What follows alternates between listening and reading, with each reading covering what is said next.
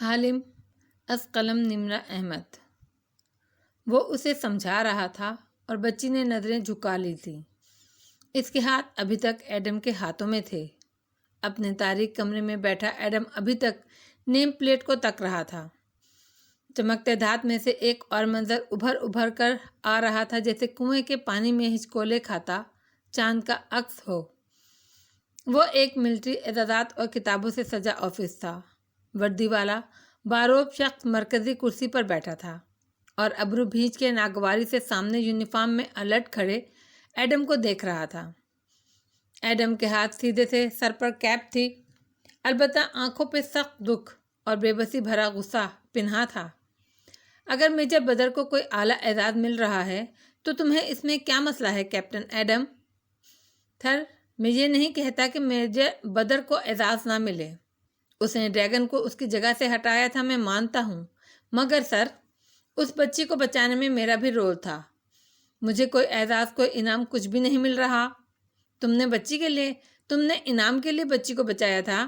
نہیں سر، لیکن مجھے گھر میں اور فوج میں یہی سکھایا گیا ہے کہ جب کچھ غلط ہوتا دیکھوں تو ہاتھ یا زبان سے اسے روکوں۔ میں نے تب بھی یہی کیا، اب بھی اپنے ساتھ زیادتی ہوتے دیکھ کر یہی کر رہا ہوں۔ وہ سنجیدگی سے کہتے ہوئے جذباتی ہو گیا تھا۔ ایوارڈ ایک ہی شخص کو مل سکتا ہے۔ چونکہ بدر کا کردار زیادہ نمایاں تھا، اس لیے وہ اس کا حقدار ہے، مگر سیاحوں کی فوٹیجز، موبائل ویڈیوز جو یوٹیوب پر موجود ہیں، ان کا کیا سر؟ میں مزید اس بارے میں کچھ نہیں سننا چاہتا ایڈم۔ وہ اب کرختگی سے بولا تو ایڈم نے نظریں جھکا لیں، چند گہرے سانس لیے اور آنکھیں اٹھائیں تو ان میں زمانے بھر کے شکوے تھے۔ میرے ساتھ یہ سب صرف اس لیے ہو رہا ہے کیونکہ میں اورنگ اصلی ہوں، ہے نا سر؟ اورنگ اصلی، اوریجنل پیپل، نچلی ذات ہے جو بظاہر ملے جیسے لگتے ہیں مگر رنگت ذرا دبتی ہوئی ہوتی ہے۔ ان کو ملائیشیا میں وہی مقام عموماً دیا جاتا ہے جو امریکہ میں سفید فام کے مقابلے میں سیاہ فام کو، یا انڈیا میں برہمن کے مقابلے پہ شودر کو ملتا ہے۔ بہت ہو گیا، میں آئندہ یہ ریئیکٹ گفتگو نہ سنوں اس چھاؤنی میں۔ کمانڈر نے میز پر غصے سے ہاتھ مارا تو ایڈم خاموش ہو گیا۔ بیڈ روم ابھی تک تاریک تھا۔ وہ کھڑکی کے سامنے بیٹھا تھا، ہاتھ میں یونیفارم اٹھا رکھا تھا جس پر لگی نیم پلیٹ چاندنی سے مزید روشن ہو گئی تھی۔ ایڈم کی اداس آنکھیں اس پہ کندہ اپنے نام پر جمی تھیں جس پہ وہ دن آج بھی تحریر تھا جب وہ لاکر روم میں اپنے کھلے لاکر کے سامنے کھڑا تھا اور اندر سے کپڑے الٹ پلٹ کر رہا تھا۔ جب کوئی پیچھے آ کر کھڑا ہوا، ایڈم نے ایک اچٹی نگاہ اپنے عقب میں ڈالی مگر پھر ٹھہر گیا۔ وہ میجر بدر تھا اور ناگواری سے اسے دیکھ رہا تھا۔ سب کہہ رہے ہیں تم نے جنرل نصیر کو ای میل کی ہے، تمہیں ایوارڈ اورنگ اصلی ہونے کی وجہ سے نہیں دیا جا رہا۔ میں نے جو کہا وہ سچ ہے، وہ بے رخی سے کہہ کر واپس اپنے کپڑے کھنگالنے لگا۔ جنرل نصیر آج چھاؤنی آ رہے ہیں۔ اگر تمہیں لگتا ہے وہ اس نسلی امتیاز کی کہانی کو سن کر تمہیں ایوارڈ دلوا دیں گے تو تم غلط ہو۔ ایڈم گھوما اور سنجیدگی سے اس کو دیکھا۔ میں یہ ایوارڈ لینے کے لیے نہیں کر رہا۔ اگر صرف مجھے ایوارڈ دیا جاتا اور آپ کو چھوڑ دیا جاتا تو میں آپ کے لیے بھی ایسے ہی لڑتا۔ پھر رکا اور گہری سانس لی۔ میں شاید اس نسلی امتیاز پہ خاموش ہو جاتا، لیکن اس روز میں نے ممبر پارلیمنٹ وان فاتح رامدل کا انٹرویو دیکھا تو جانتے ہیں اس نے کیا کہا؟ وہ کہہ رہا تھا ذاتی زندگی ہو یا کیریئر، صرف سچ بولنا اور سچ کے لیے کھڑے ہونا آپ کو ترقی دلاتا ہے۔ صرف سچ آپ کو بلندی پر لے کر جائے گا کیونکہ وہ آپ کو ہلکا کر دیتا ہے اور آپ ہر بوجھ سے آزاد فضا میں پرواز کر سکتے ہیں۔ وہ ایڈم کے قریب ہوا اور آواز دھیمی کی۔ اگر تم کمانڈر کے خلاف جاؤ گے تو یہ مت بھولنا کہ کمانڈر میڈیکل بورڈ بٹھا کر تمہارے دمے کی تفتیش کروا سکتا ہے۔ ایڈم لمحے بھر کو بالکل ہکا بکا رہ گیا۔ مگر مجھے دمہ نہیں ہے، وہ تو صبح کے جنگل میں ٹریننگ کے باعث معمولی الرجی ہو گئی تھی، لیکن وہ پریشان حیران سا بولا تھا۔ میں یہ جڑی بوٹیوں سے علاج کی کتاب پڑھ رہا ہوں، اس میں ہر بیماری کا علاج ہے، میرا دمہ چند ماہ میں ٹھیک ہو جائے گا۔ اس نے لاکر سے کتاب نکال کر دکھائی، اور دمے کی وجہ سے کسی کو فوج سے نہیں نکالا جا سکتا۔ میں تم سے ہمدردی کر رہا تھا ایڈم، عقل سے کام لو۔ صحت کے مسئلے کی وجہ سے فوج سے نکالے گئے تو کوئی تمہیں باڈی گارڈ بھی نہیں رکھے گا۔ منگیتر شادی سے انکار کر دے گی، مگر تم شاید سمجھتے ہو یہ کتابیں اور یہ وان فاتح والی آئیڈیالوجی تمہیں ترقی دلائے گی؟ بے وقوف لڑکے، کبھی سوچا آج صوفیہ رحمان وزیر اعظم کیوں ہیں اور وان فاتح خود کیوں وہ ترقی حاصل نہیں کر سکا؟ اس کے کاندھے کو ہلکا سا تھپکا اور ایک ترس کھاتی نظر اس پر ڈال کر آگے بڑھ گیا۔ ایڈم بالکل چپ رہ گیا تھا، گمسم۔ لاکر روم کا منظر وقت کی سیاہ اسکرین پر غائب ہو گیا اور اس میں سے ایک روشن دن طلوع ہوا۔ چھاؤنی کے انگریز کے زمانے کی بنائی ہوئی عمارت کے برآمدے میں گردن سیدھی کیے کھڑا ایڈم، بالکل چاق و چوبند اور مستعد، اپنے سامنے کمر پر ہاتھ باندھے کھڑے سفید بالوں والے جنرل سنجیدگی سے اس سے مخاطب تھا۔ اور تمہارے خیال میں اس کی وجہ کیا ہو سکتی ہے؟ سوچ سمجھ کے کہنا جو بھی کہنا۔ میں سوچ چکا ہوں سر۔ ایڈم جھوٹ نہیں بولے گا، وہ سپاٹ نظروں سے سامنے دیکھتے ہوئے کہہ رہا تھا۔ ایڈم کے ساتھ یہ زیادتی اس لیے ہو رہی ہے کیونکہ ایڈم ایک اورنگ اصلی ہے، اور ہماری فوج آج بھی ملے کو اورنگ اصلی پر ترجیح دیتی ہے۔ وہ سامنے دیکھتے ہوئے سپاٹ نظروں سے کہہ رہا تھا، اور ایڈم سچ اس لیے بول رہا ہے کیونکہ ہمارے پیارے نبی اس دنیا کے سب سے عظیم انسان ہیں۔ انہوں نے ہمیں یہی سکھایا ہے، چاہے زمانہ کوئی بھی ہو، انسان کو بلندی صرف سچ عطا کرتا ہے۔ سیاسی لیڈر غلط ہو سکتے ہیں، کمانڈر غلط ہو سکتا ہے، مگر رسول اللہ ہمیشہ سچ فرماتے تھے، اور انہوں نے ہمیں یہ بھی سکھایا ہے کہ کسی گورے کو کالے پر فوقیت نہیں۔ پھر ایڈم کے ساتھ کسی صاف رنگت والے کے لیے کیوں زیادتی کی جائے سر؟ جنرل نصیر آنکھیں چھوٹی کر کے خاموشی سے اسے سن رہا تھا، جو بے خوفی سے بولے جا رہا تھا، اور جو آخری منظر ایڈم بن محمد کو یاد تھا وہ چھاؤنی میں فوجیوں کے زیر استعمال کمروں کا تھا۔ وہ ایک کمرے کے اندر دروازہ بند کیے دیوار کے ساتھ نیچے زمین پر اکڑوں بیٹھا تھا۔ اس کے ہاتھ میں کاغذ کا ایک ٹکڑا تھا جس پہ میڈیکل بورڈ نے اس کو فوج کے لیے انفٹ قرار دے دیا تھا۔ وہ دونوں ہاتھوں میں اسے بھینچے سر جھکائے بچوں کی طرح رو رہا تھا، مگر کوئی سن نہیں رہا تھا۔ اس خوف سے سسکیاں دبائے ہوئے تھا کہ کوئی سن نہ لے۔ سرخ گلابی چہرے پر آنسو لڑکتے اس کی وردی کے سینے کو بھگوتے جا رہے تھے، اور وہ روئے جا رہا تھا۔ سچ تو کامیابی دیتا ہے، سچ انسان کو عظمت دیتا ہے، تو پھر میرے خواب کیوں چھن گئے مجھ سے اللہ تعالیٰ؟ ایڈم تو صرف اپنے ملک کی خدمت کرنا چاہتا تھا، فوج کی وردی پہن کر اپنے ملک کو دشمنوں سے نجات دلانا چاہتا تھا، مگر ایڈم کی رنگت ذرا گہری ہے، اس لیے ایڈم سے یہ موقع چھین لیا گیا۔ اللہ تعالیٰ، ایڈم اس لیے ظلم کے خلاف کھڑا ہوا تھا کیونکہ رسول اللہ نے ہمیں یہی سکھایا ہے کہ ظلم کو خاموشی سے برداشت کر لینے والا بھی ظالم جیسا ہوتا ہے۔ پھر ایڈم کے خواب کیوں ٹوٹ گئے؟ تو آنکو وہ گھٹنوں پر سر رکھے گھٹی آواز میں روئے جا رہا تھا، ہچکیوں سے، سسکیوں سے، مگر وقت کا پہیہ پیچھے نہیں مڑ سکتا تھا۔ اور اب اپنے تاریک بیڈ روم میں بیٹھے ایڈم کو تالیہ مراد کی دریافت یکسر بھول چکی تھی۔ یاد تھا تو صرف اتنا کہ جس منگیتر کے ساتھ اس کی جذباتی وابستگی کافی عرصے سے بن چکی تھی، وہ فوج سے نکالے جانے کے بعد پچھلے 1 برس سے اس کے ساتھ اس لیے کٹی کٹی رہنے لگی کیونکہ وہ اب بیکار تھا۔ ملے قوم کے لیے، اپنے خاندان کے لیے، وہ سب کے لیے بیکار تھا۔ وہ اسی طرح اداسی سے بیٹھا رہا اور رات بھیگتی رہی۔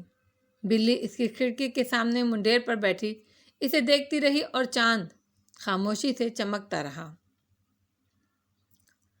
رات کے اس پہر بھی کوالالمپور جاگ رہا تھا۔ تالیہ مراد اپنے گھر کا گیٹ بند کر کے باہر نکل رہی تھی۔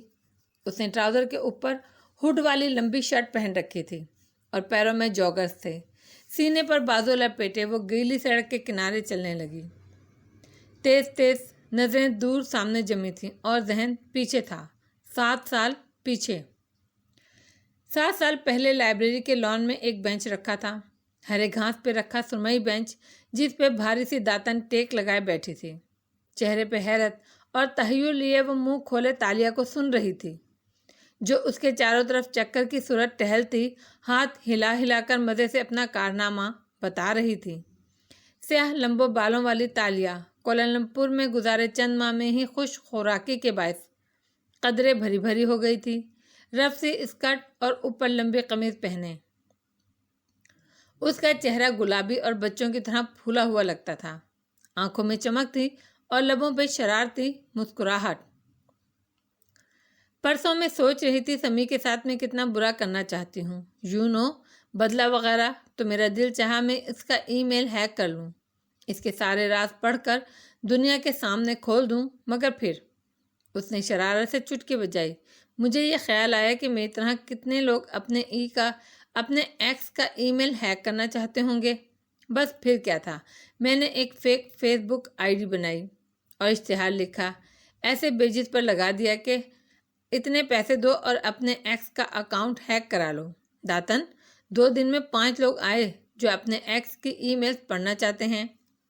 وہ تمہیں کبھی بھی پیسے نہیں دیں گے کیونکہ تم ہیک کر ہی نہیں سکتی۔ وہ گھوم کے اس کے سامنے آئی اور مسکرا کر بولی، ارجنٹینا، یوراگوائے اور امریکہ سے 4 لوگوں نے پیسے ایڈوانس بھیج دیے ہیں۔ صرف $50 تو ایڈوانس مانگے تھے۔ میں نے 5واں عقل مند تھا، پہلے ایڈوانس کے جھانسے میں نہیں آیا، اور باقی کے $50 یہی تو اس قوم ہے اصل۔ ایڈوانس اچھا معاوضہ لے لو اور پھر اس کی ای میل کا جواب ہی نہ دو۔ $50 سے وہ غریب نہیں ہو جائے گا، مگر ضرور ایک ہم کرائے کا مکان افورڈ کرنے کے قابل ہو جائیں گے۔ وہ کسی بھی طرح ہمیں نہیں پکڑ سکتا۔ پیسے کلیکٹ کرنے والی سروس پہ نام بھی غلط دیا ہے میں نے۔ وہ اس کے ساتھ آ بیٹھی اور جوش سے بتانے لگی۔ داتن نے گہری سانس لی، تالیہ، میں تمہارے ساتھ ہوں، مگر یہ یاد رکھنا ایک دفعہ ہم اس راستے پر چل پڑے تو کبھی واپس نہیں آ سکیں گے۔ ابھی بھی وقت ہے، سوچ لو۔ بس کچھ عرصے کے لیے میں یہ چھوٹے چھوٹے اسکام کرنا چاہتی ہوں، پھر چھوڑ دوں گی۔ ایک گھر، گاڑی بنا لوں، اچھا کاروبار سیٹ ہو جائے، پھر مجھے اس کی ضرورت نہیں رہے گی، اور ہم کوئی سیاستدانوں کی طرح غریب عوام سے لوٹ مار تھوڑی کر رہے ہیں۔ اس نے ہاتھ سے سڑک کی طرف اشارہ کیا جہاں مرکزی شاہراہ پر بل بورڈ لگا تھا جس پر وان فاتح کی تصویر آویزہ تھی۔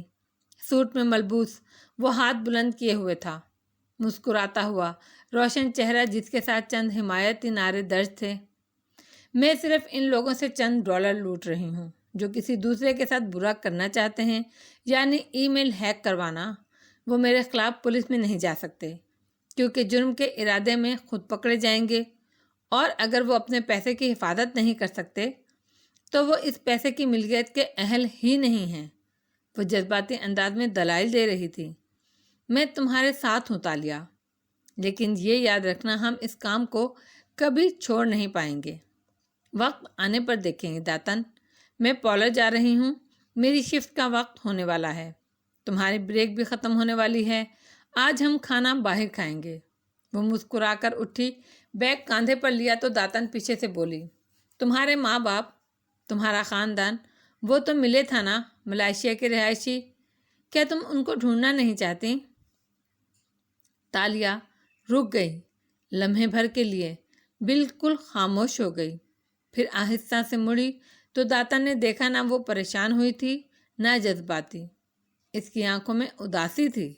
انہوں نے مجھے بچپن میں ہی چھوڑ دیا، کوئی مجھے لینے نہیں آیا، میں چڑیا کا چھوٹا سا بچہ تھی جس کو انہوں نے گھونسلے سے گرایا تو دوبارہ اٹھانے کا خیال تک نہیں آیا۔ میں یتیم خانے میں رہی، میں ایک فوسٹر فیملی کے پاس ملازموں کی طرح بڑی ہوئی جہاں مجھے روٹی اور پاکٹ منی کے لیے چوری کرنی پڑتی تھی، سزا سے بچنے کے لیے بر وقت جھوٹی کہانی گھڑنی پڑتی تھی۔ میں نے خود ہی اڑنا سیکھ لیا، اب میں اس گھونسلے کو تلاش کر کے کیا کروں گی داتن، جو میرے خوابوں سے بہت چھوٹا، بہت پیچھے رہ گیا ہے۔ آخر میں وہ مسکرائی تو آنکھوں میں نمی تھی، پھر پلٹ گئی اور سر جھکائے آگے بڑھتی گئی۔ سڑک پر آ کر اس نے ایک نظر بھی اس بل بورڈ کو نہیں دیکھا، بلکہ بس قدم یوں ہی اٹھاتی رہی۔ کنارے پہ اسٹالز لگے تھے، کتابیں، اخبار اور پھولوں کے۔ ایک اسٹال کے سامنے وہ رکی، وہاں سفید پھولوں کے گول تاج بنے ہوئے تھے جو قدیم زمانوں میں شہزادیاں اپنے سروں پر پہنا کرتی تھیں۔ تالیہ کے لبوں پر مانوس سی مسکراہٹ بکھر گئی۔ اس نے ایک تاج اٹھایا اور آگے آئی۔ اسٹال کے وسط میں بڑا سا آئینہ تھا۔ تالیہ نے تاج سر پر رکھ کر آئینے میں دیکھا۔ وہ کسی شہزادی ہی کی طرح لگنے لگی تھی۔ مسکراہٹ گہری ہو گئی۔ نظر موڑی تو سامنے اخبار سجے دکھائی دے رہے تھے۔ اس نے عادتاً نوکری کے اشتہار کے لیے اخبار اٹھایا اور تہہ کھولی۔ سامنے ہی وان فاتح کی تصویر تھی اور اس کے ساتھ انگریزی میں چھپا اس کا انٹرویو۔ سر پر تاج پہنے کھڑی لڑکی رک کر ان الفاظ کو پڑھنے لگی۔ 2 برس قبل پہلی دفعہ ممبر پارلیمنٹ منتخب ہونے والے وان فاتح بن رامزل سے جب ہم نے پوچھا کہ وہ ملائیشیا میں کس قسم کی بہتری دیکھنا چاہتے ہیں تو ان کا جواب روایتی سیاستدانوں سے ہٹ کے تھا۔ میں جس ملائیشیا کا خواب دیکھتا ہوں، 41 سالہ ممبر پارلیمنٹ اور سابقہ امریکی اسٹیٹ اٹارنی مسکرا کر ہمیں بتانے لگے، وہاں لوگ حلال گوشت خریدنے سے زیادہ حلال کمائی کا دھیان رکھنے والے بنیں گے، کیونکہ بظاہر ہم نے بہت ترقی کی ہے۔ اعلیٰ تعلیم اور نوکریاں، خوبصورت سڑکیں، اونچی عمارتیں اور بے پناہ ٹورزم تو ہم نے اپنی قوم کو دے دیا ہے، مگر ہم اپنی وہ اقتدار بھولتے جا رہے ہیں جن کے بغیر کوئی مسلمان مکمل نہیں ہوتا۔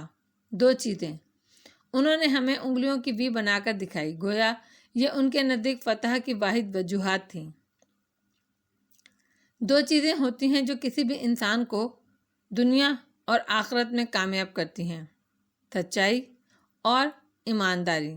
اور ملائیشیا کے لوگوں کو اور سیاستدانوں کو یہ بات وقت پر سمجھ لینے کی ضرورت ہے کہ اگر وہ اپنے معاملات میں سچے نہیں ہوں گے، پیسے کمانے کے لیے ایماندار ذرائع استعمال نہیں کریں گے، تو وہ فراموش کر دیں گے اس بات کو کہ ان کے رزق میں اور زندگیوں میں اللہ کوئی برکت دے گا۔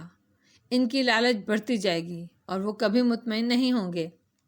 وہ جتنے عقلمند اور شاطر ہو جائیں، اپنے جھوٹ کھلنے کا خوف ان کو کبھی بہادر نہیں بننے دے گا۔ اب آپ صوفیہ رحمان کی مثال لے لیں۔ محترمہ نے 2 دفعہ تالیہ نے اخبار نیچے کر دیا، سر اٹھا کر آئینے میں اپنی صورت دیکھی۔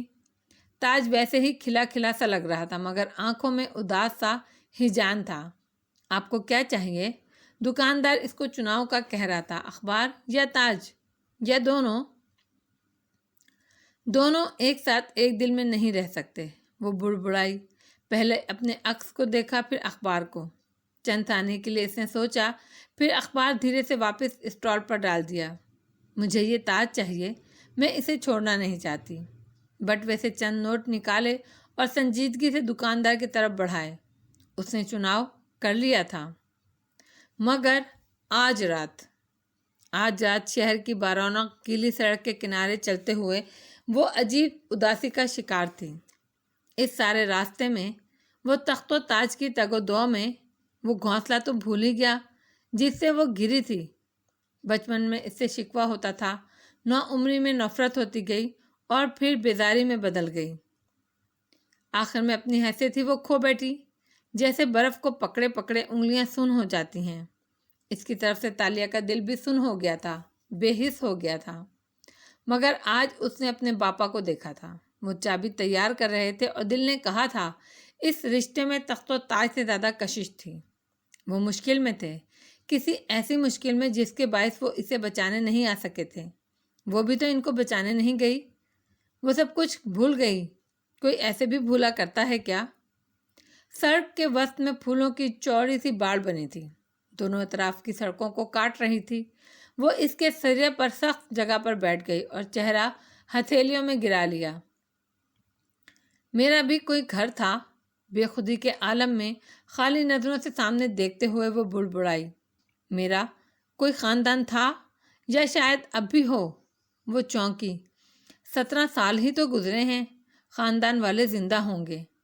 اگر اس مشکل سے نکل آئے ہوئے تب دل کو دھڑکا لگا، مگر وہ گاؤں والے، جانے کتنے برس انہوں نے میرا انتظار کیا ہو اور شاید اب تک کر رہے ہوں۔ ایک دم وہ بے چینی سے اٹھی اور ادھر ادھر دیکھا۔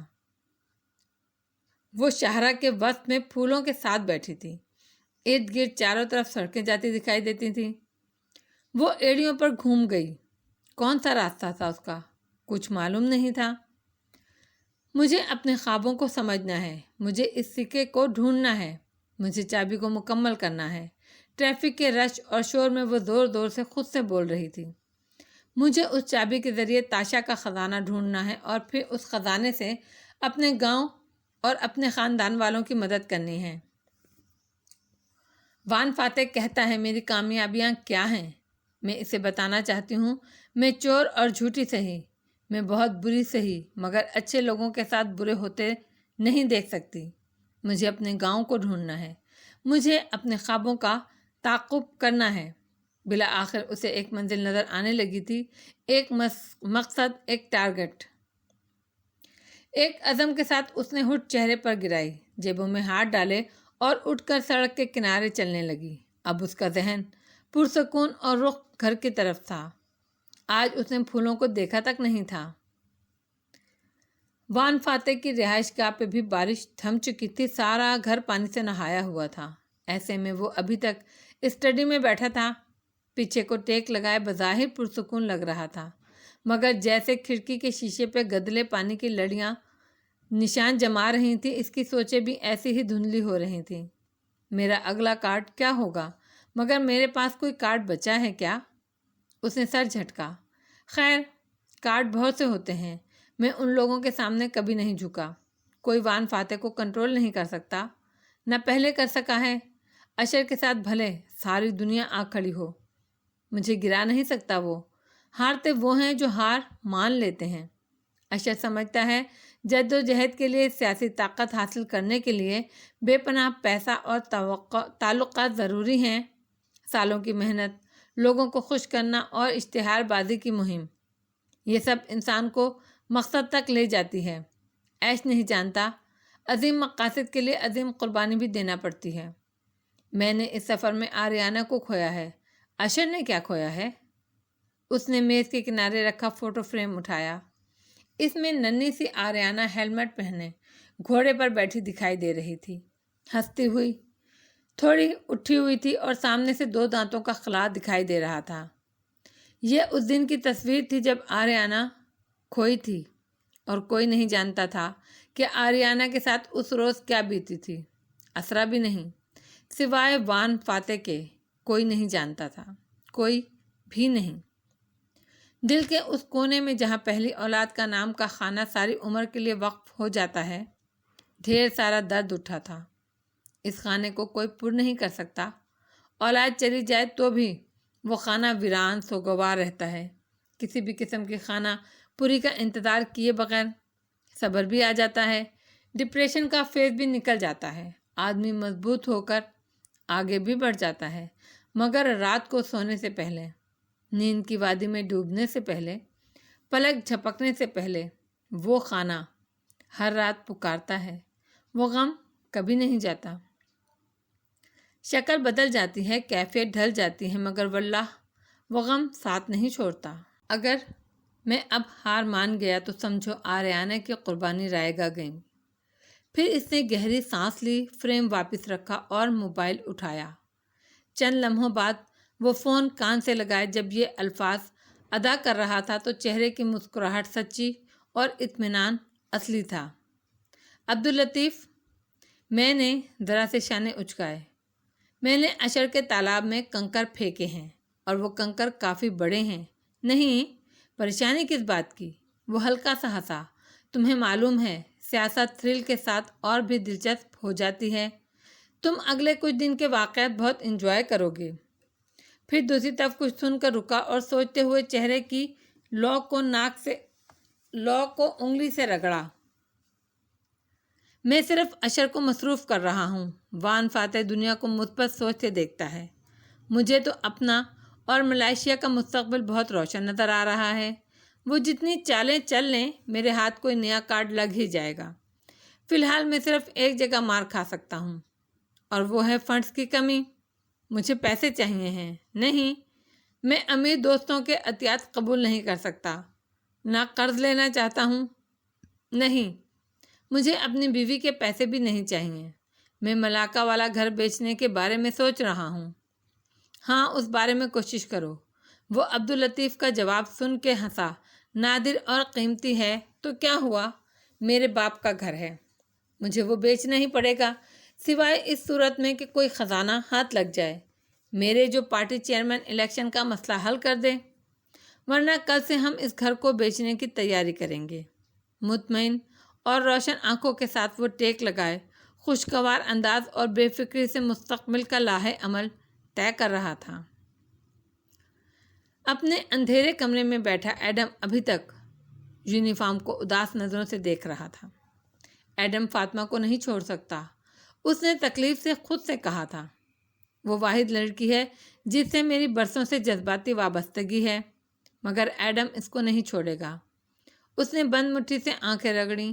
ایڈم محنت کرے گا، لیکن ایک دفعہ پھر مایوسی اس کے ارد گرد ڈیرا ڈالنے لگی۔ ایک گھر اور کاروبار سیٹ کرنے کے لیے مجھے نوکری نہیں بلکہ کوئی خزانہ چاہیے، اور خزانہ ہم جیسوں کے ہاتھ نہیں لگا کرتے۔ سڑک کنارے وہ ہٹ سر پر گرائے، جیبوں میں ہاتھ ڈالے، تیز تیز چلتی گھر واپس جا رہی تھی۔ لبوں پر بلا آخر پرجوش مسکراہٹ تھی اور آنکھوں میں پرانی چمک۔ میرے سارے خواب پورے ہو جائیں گے، جزیرے کے اوپر پہاڑی کی چوٹی پہ محل، ڈھیروں دولت، اور اپنے خاندان اور گاؤں والوں کی مدد کرنا، اور اس کے لیے مجھے کہیں دفن وہ خزانہ ڈھونڈنا ہے جو اس سنہری چابی سے کھلے گا۔ خزانہ صرف میرا ہے، کیونکہ صرف میں جانتی ہوں کہ کوئی خزانہ ایگزسٹ کرتا ہے۔ تاشا کا خزانہ صرف میرا ہے۔ اور مسکرا کر سوچتی ہوئی قدم اٹھا رہی تھی وہ۔ کوالالمپور پہ اتری روشنیوں سے منور رات اسی طرح بھیگتی جا رہی تھی۔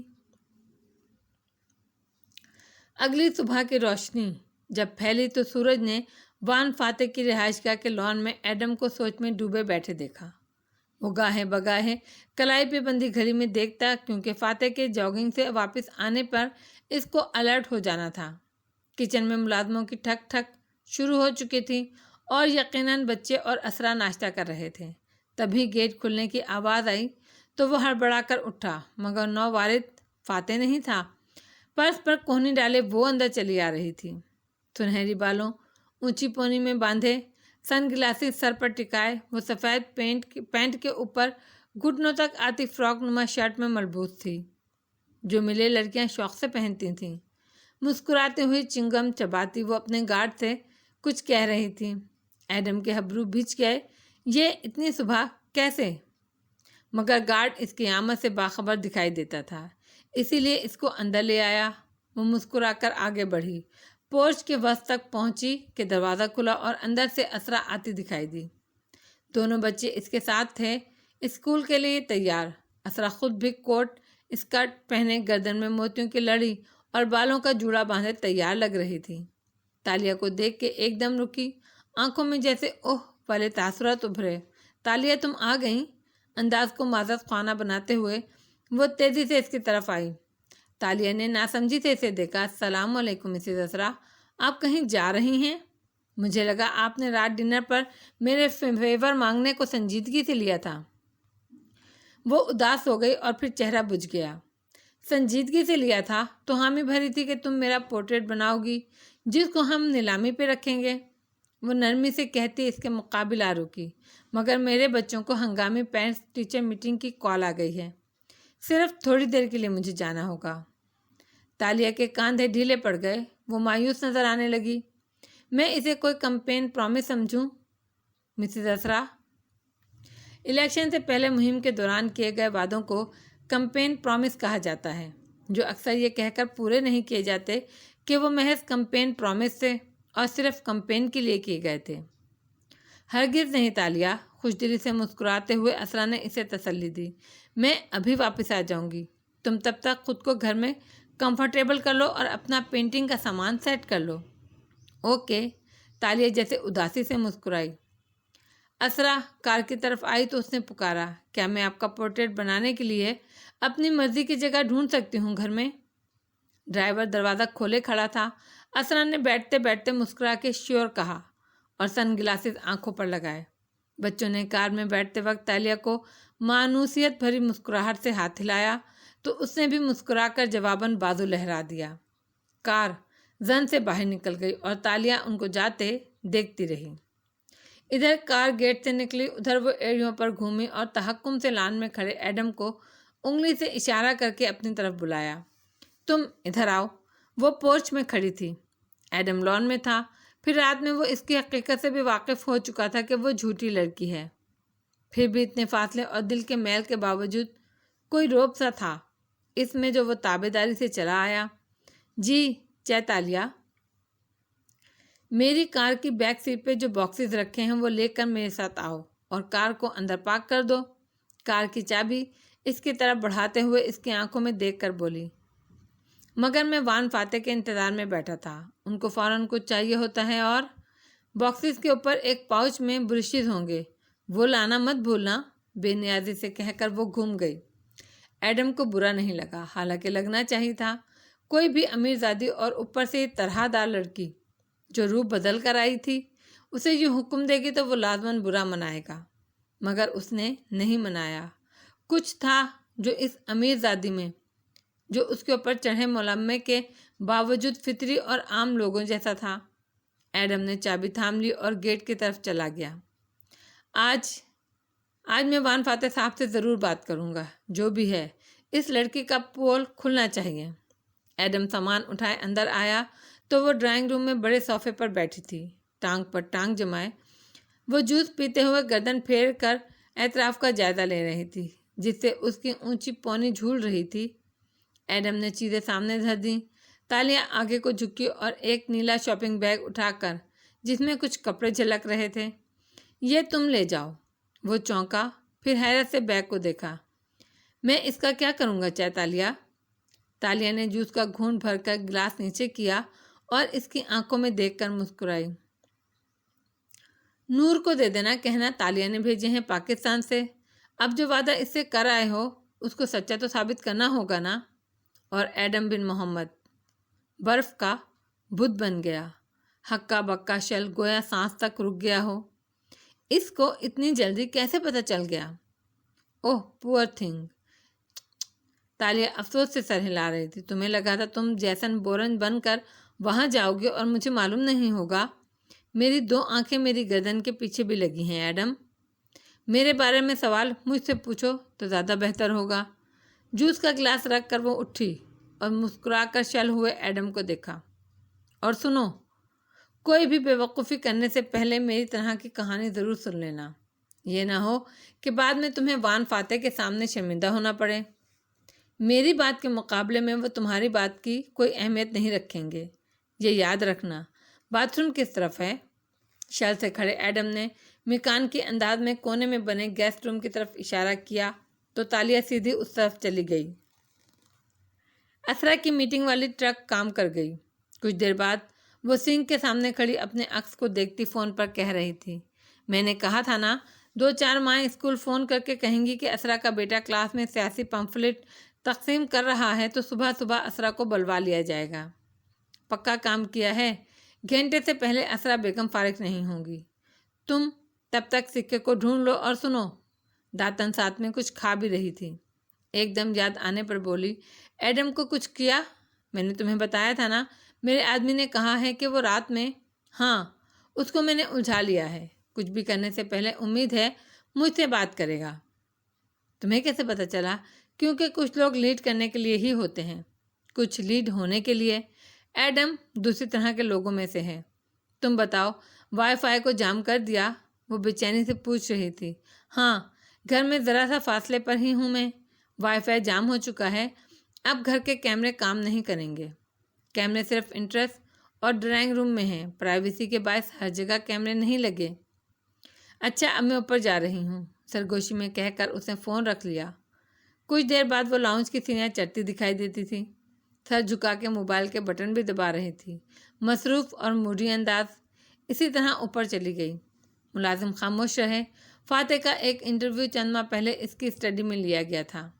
اس کی تصویر میں فاتح کے عقب میں شیلف میں سکوں کی کلیکشن نظر آ رہی تھی۔ کسی زمانے میں شاید وہ اکٹھا کرتا ہوگا، اسے وہی دیکھنی تھی۔ اگر گھر میں کہیں وہ سکہ رکھ سکتے تھے تو یہ کلیکشن میں سجا کے یا اسرا کے لاکر میں چھپا کے رکھ سکتے تھے، یہی 2 جگہیں تھیں۔ وہ اوپر آئی، ادھر ادھر دیکھتی آگے بڑھتی آئی۔ ایک دروازہ کھلا تو وہ گلابی رنگ سے سجا چھوٹا کمرہ تھا۔ یہ شاید جولیانا کا کمرہ ہے۔ اس نے دروازہ بند کر دیا۔ دوسرا کھولا تو پوسٹرز اور گیم کلیکشن سے معلوم ہو گیا کہ وہ سکندر کا کمرہ تھا۔ تالیہ نے اس کو بھی احتیاط سے بند کر دیا۔ پھر وہ ٹھہری۔ راہداری کے سرے پر ایک اور دروازہ بھی تھا، تجسس اور اصرار میں لپٹا۔ تالیہ کا دل یوں ہی دھڑکا۔ وہ آگے آئی اور ڈور نوب گھمایا تو دروازہ کھلتا چلا گیا۔ ایک کھڑکی کا پردہ ہٹا تھا جس سے روشنی چھن کر کمرے میں گر رہی تھی۔ وہ اونچی چھت کا کھلا سا کمرہ تھا، نہ بیبی پنک میں رنگا، نہ کھلونوں سے سجا۔ اس میں اونچے بک ریکس رکھے تھے جن میں کتابیں سجی تھیں۔ کتابیں، بہت سی کتابیں۔ تالیہ نے اندر قدم رکھا اور بتی جلائی۔ کمرہ بالکل صاف تھا مگر لگتا تھا عرصے سے بیڈ پر کوئی بیٹھا نہیں ہے۔ کونے میں نفاست سے سجی اسٹڈی ٹیبل، اس پہ لکھنے پڑھنے کا سامان۔ وہ آگے آئی، بک ریک کے سامنے رکی، گردن اٹھا کر کتابوں کی جلدیں دیکھیں۔ فیری ٹیلز، فینٹیسی ناولز، ننھے غزال کی کہانیاں، دیومالائی داستانیں، 1001 راتیں، الف لیلا۔ کسی سحر میں وہ کتابوں کی جلدوں کو پڑھتی آگے بڑھتی جا رہی تھی۔ الماری کا پٹ کھولا تو اندر کپڑے ٹنگے تھے، عام نہیں صرف خاص، پیروں تک آتی کامدار میکسیز جو کسی 7-8 سال کی بچی کو پورا آ سکتی تھیں۔ تاج، موتیوں کی مالائیں، قدیم طرز کی شہزادیوں والے لباس اور زیورات۔ تو آریانہ کو شہزادیاں پسند تھیں اور شاید فیری ٹیلز میں رہنا بھی۔ وہ اداسی سے مسکرائی۔ اگر اب وہ کہیں زندہ ہے تو 13-14 سال کی ہوگی۔ اس نے افسوس سے سر جھٹکا۔ پھر گھڑی دیکھی، وقت کم تھا۔ وہ احتیاط سے دروازہ بند کر کے باہر نکل آئی تو یوں لگا کسی گزرے زمانے کا دروازہ بند کیا ہے، جیسے کوئی عہد تمام ہوا، جیسے ماضی دفن ہو گیا۔ اسٹڈی خاموش پڑی تھی۔ گردن دائیں بائیں گھماتی، پونی جھلاتی وہ سبک قدموں سے اندر داخل ہوئی۔ سامنے دیوار میں بنا اونچا شوکیس تھا۔ وسطی خانے میں اسٹینڈ کے اوپر سکے سجے تھے، مختلف ادوار اور حکومتوں کے سکے۔ وہ شوکیس کے شیشے کے بالکل قریب آ رکی، ایک ایک سکے کو دیکھا، اس کے نشان، علامات پڑھیں۔ وہ سکہ نادارد تھا اور تبھی شوکیس کے شیشے میں عکس سا ابھرتا دکھائی دیا۔ تم؟ وان فاتح کی برہم سی آواز سنائی دی، مگر وہ تالیہ تھی۔ نہ ڈری نہ گھبرائی، آرام سے پلٹی اور مسکراتی نظریں ان پر جمائیں۔ گڈ مارننگ وان فاتح۔ وہ جاگنگ ٹیکس، ٹراؤزر، ٹی شرٹ میں ملبوس، پسینے میں نہایا ہوا تھا۔ ہاتھوں میں چھوٹا تولیہ تھا جس سے بھیگی گردن پہنچتے ہوئے پتلیاں سکیڑے ناگواری سے اسے دیکھ رہا تھا۔ تم رات یہیں رک گئی تھی کیا؟ نہیں سر، مسز اسرا کا پورٹریٹ بنانا ہے، میں نے نیلامی کے لیے، وہ رسان سے مسکرا کر بتانے لگی، اسی لیے انہوں نے مجھے صبح صبح بلوایا تھا۔ مگر اسرا کو تو اسکول جانا تھا۔ وہ قدم قدم قریب آ رہا تھا، آنکھیں مشکوک انداز میں قدرے اکٹاہٹ سے چھوٹی کر کے۔ جی، انہوں نے واپس آنے تک مجھے پورٹریٹ کے لیے مناسب جگہ ڈھونڈنے کے لیے کہا ہے۔ میں وہی جگہ تلاش کر رہی تھی کہ آپ کی اتنی خوبصورت اسٹڈی اور یہ کلیکشن دیکھنے سے خود کو روک نہ سکی اور اندر چلی آئی۔ تم سب ہر دفعہ یہیں سے کیوں بات شروع کرتی ہو؟ فاتح نے افسوس بھری گہری نظروں سے اس کو دیکھا، اس کو ٹوکا تو تالیہ ٹھٹک کر رک گئی۔ جی، مجھے وقت نہیں ملتا ورنہ ضرور نوٹس کرتا کہ تم نے میری بیوی کو آخر کس طرح اتنا چارم کر لیا ہے کہ اس نے تمہیں گھر میں داخل ہونے دے دیا، لیکن میں آج تک یہ نہیں سمجھ سکا کہ تم سب لڑکیاں ہمیشہ گھر میں گھومنے پھرنے سے ہی آغاز کیوں کرتی ہو۔ ٹھنڈے انداز میں کہتے ہوئے اسٹڈی ٹیبل کے دراز تک آیا اور اسے کھولا، پھر سر جھکائے چند فائلز نکالیں۔ تالیہ کو بات سمجھ آئی تو اس کی رنگت سرخ ہوئی۔ آپ مجھے غلط سمجھ رہے ہیں۔ بالکل، وہ سر ہلاتے ہوئے فائل کے صفحے پلٹتے ہوئے کچھ تلاش کر رہا تھا۔ پھر بالکل یہ فقرہ بولا جا سکتا ہے، میں ایسی لڑکی نہیں ہوں، آپ مجھے غلط سمجھ رہے ہیں۔ اس کے بعد عموماً تم میں سے کوئی رونا شروع کر دیتی ہے، میرے ساتھ فلاں مسئلہ ہے، فلاں مجھے ہراس کرتا ہے، فلاں کا کام اٹکا ہوا ہے۔ فائل پر جھکے بازو لمبا کر کے اس نے میز سے قلم اٹھایا اور صفحے پر کچھ انڈر لائن کیا، ساتھ ہی بے رحمی سے بولے بھی جا رہا تھا۔ پھر اس کے بعد لڑکی اپنا نمبر چھوڑ جاتی ہے یا کارڈ، اور ہاں مجھے بھول گیا، ساتھ میں کوئی چیز بھی، کوئی کلپ، کوئی ایئر رنگ، کوئی ٹیشو، کبھی میری اسٹڈی میں، کبھی نیچے میرے کمرے میں، نظر بچا کے داخل ہو کے، اسی لیے نظر اٹھا کر سادگی سے اسے دیکھا۔ اگر تم نے کچھ چھوڑا ہے تو ابھی لے جاؤ، کیونکہ میں ایسی چیزوں کو کچرے میں پھینک دیتا ہوں، اور میری بیوی ان کی اتنی عادی ہے کہ وہ ایسی بیوقوف لڑکیوں پر صرف ہنس دیا کرتی ہے۔ قلم رکھا اور چھوٹے تولیے سے گردن اور چہرہ دوبارہ سے پہنچا۔ تالیہ نے گلابی پڑتے چہرے کے ساتھ ضبط سے ہنکارا بھرا۔ آپ یہ کہہ رہے ہیں کہ آپ کی فینس آپ کے گھر داخل ہو کر یہ سب کرتی ہیں، اور بالکل تمہاری طرح وہ ظاہر کرتی ہیں کہ ان کو معلوم ہی نہیں کہ دوسری لڑکیاں یہ کام پہلے بھی کرتی آئی ہیں۔ بولتے ہوئے وہ میز کے کنارے پر بیٹھا اور سیل فون نکال کے فائل سے کچھ اس پر فیڈ کرنے لگا۔ اور اکثر یہ لڑکیاں کسی بہانے سے مسز اسرا سے شناسائی بنا کر آپ کے ارد گرد یہ ساری حرکتیں کرتی ہیں۔ وہ لب پیچھے بدقت مسکرا کر بولی۔ کئی سالوں سے بالکل اسی طرح۔ اس کی نظریں اسکرین پر جھکی تھی اور انگوٹھا ٹچ بٹنوں پر حرکت کر رہا تھا۔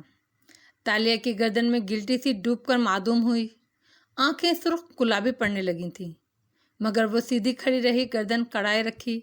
میں یہ نہیں پوچھوں گی کہ آپ سچ کہہ رہے ہیں یا نہیں، کیونکہ وہ یقیناً یہ سب کرتی ہوں گی۔ میں صرف اتنا پوچھوں گی وان فاتح، چبا چبا کر وہ زہر قند سا بولی، کہ وہ یہ سب آپ کے آس پاس اتنا کمفرٹیبل ہو کر کیسے کر لیتی ہیں؟ فاتح نے چونک کر آنکھیں اٹھائیں۔ اسے شاید اس جواب کی توقع نہیں تھی، مگر وہ لڑکی اب بازو سینے پر لپیٹے ڈھٹائی سے بلند آواز میں بولے جا رہی تھی۔ آپ یہ کہہ رہے ہیں کہ آپ اپنی بیوی سے وفادار ہیں، اور یقیناً ہوں گے۔ آپ کے بارے میں ایسی باتیں ہم نے کبھی نہیں سنی۔ بہت سچے اور ایماندار ہیں آپ، لیکن ایک بات آپ کو ماننی پڑے گی کہ آپ ان فینس کو آرام سے یہ سب کرنے دیتے ہیں۔ بے شک آپ کی طرف سے حوصلہ افزائی نہ پا کر وہ پلٹنے پر مجبور ہو جاتی ہوں گی، مگر آپ ان کو یہ سب کرنے دیتے ہیں کیونکہ اس سے آپ کی سیلیبریٹی والی حس کو تسکین ملتی ہے نا؟ تلخی سے مسکرائی تو فاتح کے ماتھے پر برہمی سے بل پڑ گئے، مگر اس سے پہلے کہ وہ کچھ بولتا تالیہ نے تیزی سے بات جاری رکھی۔ آپ نے ابھی تک صرف خوبصورت چہرے اور خالی دماغ والی لڑکیاں دیکھی ہیں، جو آپ کے گرد منڈلاتی رہتی ہیں اور آپ کے غرور میں اضافہ کرتی ہیں۔ اس لیے اگر میں آپ کی جگہ ہوتی تو تالیہ مراد سے بات کرنے سے پہلے اپنے الفاظ کو خوب چن لیتی، کیونکہ یہ نہ ہو کسی دن گدلے پانی میں کھڑے ہو کر آپ اعتراف کریں کہ آپ کو میری ضرورت ہے۔ تیز تیز بولتے ہوئے اس کو سانس چڑھنے لگا تھا، مگر وہ کمال ضبط سے آواز کو ہموار رکھے ہوئے تھی۔ چپتی نظریں فاتح پر جمی تھیں، جو اس کی بات پر آنکھیں سکیڑ کر اسے خاموشی سے دیکھتا رہا، پھر اٹھا، فائل رکھی اور اس کے سامنے آ کھڑا ہوا۔ مجھے صبح صبح اپنے گھر میں اجنبی لڑکیوں کا یوں گھومنا پھرنا پسند نہیں ہے۔ میری بیوی کی خوشامد تم ڈرائنگ روم کی حد تک بھی کر سکتی ہو، تو اپنے ملازموں سے کہیے مجھے اٹھا کر باہر پھینک دیں، کیونکہ میں یہاں پینٹنگ بنانے آئی ہوں، جگہ بنانے نہیں، اور اپنی مرضی کا اسپاٹ ڈھونڈے بغیر نیچے نہیں جاؤں گی۔ وہ اس کی آنکھوں پر نظریں جمائے پلک تک نہیں جھپک رہی تھی۔ فاتح نے چہرہ اس کی طرف جھکایا اور سرگوشی کی۔ پتہ ہے میں تمہیں اتنے دن سے برداشت کیوں کر رہا ہوں؟ اس کی آواز دھیمی ہو گئی۔ کیونکہ آریانا تمہیں پسند کرتی تھی، تاشا آگا پووا۔ وہ واپس پیچھے ہوا، پھر اس کو دیکھے بغیر آگے بڑھ گیا۔ تالیہ چند لمحے شل کھڑی رہی۔ تاشا آگا پووا بجلی کے کوندے کی طرح وہ نام ذہن میں لپکا اور اس کے 14 طبق روشن ہو گئے۔ فاتح جا چکا تھا اور شوق سے نکلتے ساتھ ہی تالیہ کو اسٹڈی کی خاموشی میں اپنے کہے الفاظ کی باز گشت سنائی دینے لگی۔ اس نے ایک دم دل پر ہاتھ رکھا اور جیسے خوف زدہ اور بے یقین ہو، میں نے یہ سب کہہ دیا ان سے۔ وہ وان فاتح تھے، وہ ملائیشیا کے محبوب وان فاتح تھے۔ لوگ ان کے قدموں میں رل جانے کو تیار رہتے ہیں، اور میں ذرا سی توہین برداشت نہیں کر سکی۔ رنگت سرخ ہو رہی تھی، آنکھیں پانیوں سے بھر رہی تھیں۔ پسند تو کرتی ہوں میں ان کو، سب کرتے ہیں، ہاں نہیں ہوں میں ان لڑکیوں کی طرح، مگر میں بھی تو چوری کی نیت سے آئی تھی، اور پھر ان کو ناراض کرنے کی کیا ضرورت تھی؟ ساری عمر کے لیے ان کو خود سے ناراض کر لیا۔ اب تو وہ مجھے شدید ناپسند کرنے لگیں گے۔ اپنے سر پہ اس نے بے بسی سے چپت لگائی۔ وہ وان فاتح تھے تالیہ، ان کو روز ایسی ہی لڑکیاں ملتی ہیں، اتنا زیادہ اکڑنے کی کیا ضرورت تھی؟ خاموشی سے برداشت کر لیتی تم۔ اف، تم نے کس کو ناراض کر دیا؟ مگر مجھے وہ حد سے دیکھ رہے تھے۔ اندر کی لڑکی نے انگڑائی لی، اور میں ایسی حد تک کسی کی طرف سے برداشت نہیں کر سکتی۔ کیا سچ تھا کیا جھوٹ، اب فرق نہیں پڑتا تھا۔ اس نے آنکھیں رگڑیں اور باہر نکل آئی۔ اسرا آنے والی ہوگی، مگر دل ابھی تک کرلا رہا تھا اور احساس توہین سے کان ہنوز سرخ پڑے تھے۔ وہ ایک قلعہ نما بلند و بالا گھر تھا جس کے چاروں طرف وسیع سبزہ زار پھیلا تھا۔ لان کے کونے میں ایک اونچا ٹیلا تھا جس پہ لکڑی کی گول کینوپی بنی ہوئی تھی۔ لکڑی کے ستونوں کی مدد سے کھڑی اونچی چھتری جس کے نیچے کرسیاں بچھی تھیں، وہاں بیٹھے افراد نشیب میں جاتے سبزہ زار اور دور واقع قلعے کا دل فریب نظارہ کر سکتے تھے۔ گھاس پہ چرتے ہرن، ایک طرف ٹہلتا کتا، بھاگتے پھرتے خرگوش، غرض وہاں قدرتی حسن کو بکھیرنے کی بھرپور کوشش کی گئی تھی۔ یہ اشر محمود کے والد محمود بن عزیزی کا گھر تھا، جو اشر کو ترکے میں ملا تھا۔ اشر اس وقت کینوپی کی کرسی پر بیٹھا تھا اور اس کے سامنے ایک سرمئی سوٹ میں ملبوس ادھیڑ عمر گورا چٹا چینی شخص بیٹھا تھا۔ اشر خاموشی سے مسکرا کر اسے دیکھ رہا تھا، جو فون پر ہدایات دے رہا تھا۔ خدا کی سٹوری کل تو کیا کسی بھی دن پرنٹ نہیں ہوگی۔ جیسا میں نے رات میں کہا تھا ویسا ہی کرو۔ ایک مگ کے پیچھے ہم اپنے اخبار کو قانونی کیسز کی طرف نہیں دھکیل سکتے۔ ہم نے ایک نسل پرست ایشو کو اٹھایا تو حکومت بھی ہمیں بیک نہیں کرے گی۔ پھر موبائل بند کر کے میز پر ڈالا اور مسکرا کر سامنے بیٹھے اشر کو دیکھا۔ میں مزید تمہارے لیے کیا کر سکتا ہوں ایش؟ آپ نے رات ہی کو یقین دہانی کروا کر میرے لیے سب کچھ کر دیا تھا، اب میرے کچھ کرنے کا وقت ہے۔ یہ کہہ کر اس نے ٹانگ سے ٹانگ ہٹائی اور ایک فائل میز پر رکھی۔ یہ ٹورزم ملائیشیا کے اشتہارات کی تفصیلات ہیں جو کل سے آپ کے اخبارات کی زینت بنیں گے۔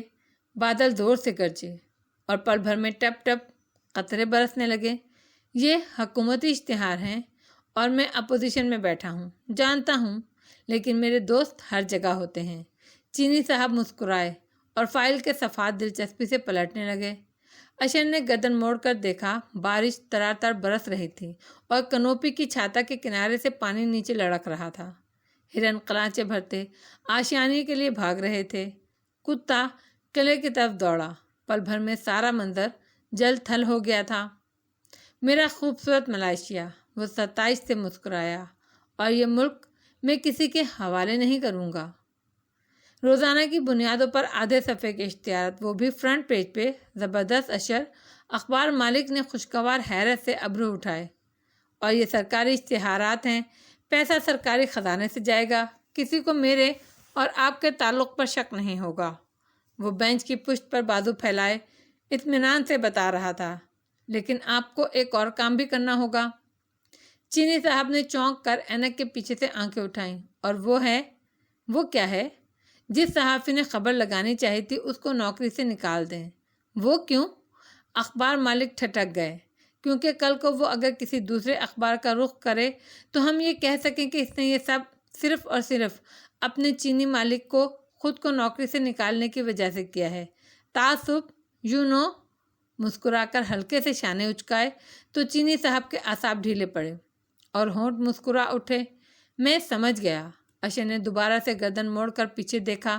پتھریلا قلعہ بارش میں بھیگتا جا رہا تھا۔ سارے جانور، چرند پرند چھپ گئے، تنہا بھیگتا قلعہ کھڑا تھا۔ بارش نے موسم ٹھنڈا کر دیا تھا، مگر وان فاتح کے لاؤنج میں پھر بھی ہلکا اے سی چل رہا تھا، جیسے ہر وقت ہر جگہ ملائیشیا میں چلتے رہتے ہیں۔ کھڑکی کے ساتھ اونچی شاہانہ کرسی پر بیٹھی اسرا تھی، روایتی لمبی قمیص پہنے، نیچے نیلا اسکرٹ جسے باجو کرونگ کہتے تھے، باجو قمیص اور کرونگ اسکرٹ، کندھے پر سلک کا اسٹول تھا، بال روایتی جوڑے میں تھے۔ وہ مسکرا کر تالیہ کو دیکھ رہی تھی جو اپنا ایزل اور کینوس سامنے سیٹ کیے کھڑی تھی، اونچی پونی باندھے۔ وہ برش کا پچھلا کنارہ لبوں میں دبائے تنقیدی نظر सोचती हुई नजरों से असरा को देख रही थी। 1 मिनट, फिर बुश रख कर आगे आई और किसी माहिर स्टाइलिस्ट की तरह असरा का दुपट्टा कांधे पर दुरुस्त करने लगी। अपनी शर्ट से ब्रोच उतार के स्टूल ब्रुच के जरिए असरा के कांधे के साथ नथी किया। आप किसी दूसरे का जेवर पहनना बुरा ख्याल तो नहीं करती ना? सवाल पर असरा मुस्कुरा दी। ये ब्रोच बहुत खूबसूरत है। यानी बुरा ख्याल करती हैं, मगर अभी तकल्लुफ में बर्दाश्त कर लेगी। गुड। आपका पोर्ट्रेट बहुत खूबसूरत होगा मिसेज असरा। मुझे नीलामी के 1.5 दर्जन कार्ड भी दीजिएगा, क्योंकि मैं चंद मुल्की और गैर मुल्की आर्ट कलेक्टर्स को मदऊ करना चाहूँगी, जो वैसे तो शायद वान फाते का नाम सुनकर भी ना आए, मगर मेरे कहने पर आ जाएंगे। कनखियों से फाते को देखकर ऊंचा सा बोली, जो तैयार होकर अपने कमरे से निकल रहा था। स्याह सूट में मलबूस बालों को दाएं तरफ पीछे करके जमाए पार्टी ऑफिस जाने के लिए मुकम्मल तैयार था। अपने नाम पर एक उछटती निगाह इसकी तरफ डाली, जहां ऊंची सुनहरी पोने वाली लड़की कदरे खफकी से असरा का स्टूल जोड़ते कह रही थी, जैसे इसको परवाह थी। सर झटक के वो आगे बढ़ गया। मिसिस असरा, अगर आप बुरा ना मनाएं तो। वो पीछे हुई और फिर से तनकीदी नज़रों से असरा का जायज़ा लिया। मोतियों की जगह डायमंड्स पहने। मोती आपको सियासी बीवी का लुक देते हैं, जो कि आप हैं, मगर मैं मिसिस फाते का पोर्ट्रेट नहीं बनाना चाहती। मैं असरा महमूद को पेंट करना चाहती हूँ, जो एक वकील, एक माँ, एक बीवी के अलावा भी अपनी पहचान रखती है। आप वो ज्वेलरी पहने जो बतौर एक औरत आपने सबसे ज़्यादा दिल से ख़रीदी हो, जो असरा ने असरा को तोहफे में दी हो। इसकी बात पर असरा चौंकी। बात दिल को लगी थी। वो मुस्कुरा कर मैं समझ गई कहती उठी और अपने कमरे की तरफ बढ़ गई। फाते लाउंज से मुताल्लिक मुल्हका डाइनिंग हॉल की तरफ जा रहा था, जहाँ उसका नाश्ता तैयार था। असरा के उठते ही तालिया, मैं ज़रा हाथ धो लूँ कहकर लाउंज के कोने में बने गेस्ट रूम की तरफ चली आई। दरवाज़ा बंद करते ही इसके हाथों में तेज़ी आ गई। फ़ोन निकाला और हैंड्स फ्री नथी करके कानों में घुसाए। फिर बेचैनी से स्क्रीन को देखने लगी, जहाँ असरा के ब्रोच में नस्ब नैनो कैमरा वो सब दिखा रहा था जो असरा देख रही थी। कमरे में दाखिल होने का अंदाज, फिर कैमरा आगे बढ़ता गया। लॉकर के पास ठहर जाना। असरा का हाथ सामने आया, लॉकर के पहिए को मखसूस नंबरों पर घुमाया। तालिया ने इनको ज़बानी याद किया। वीडियो क्लीनर्स थी।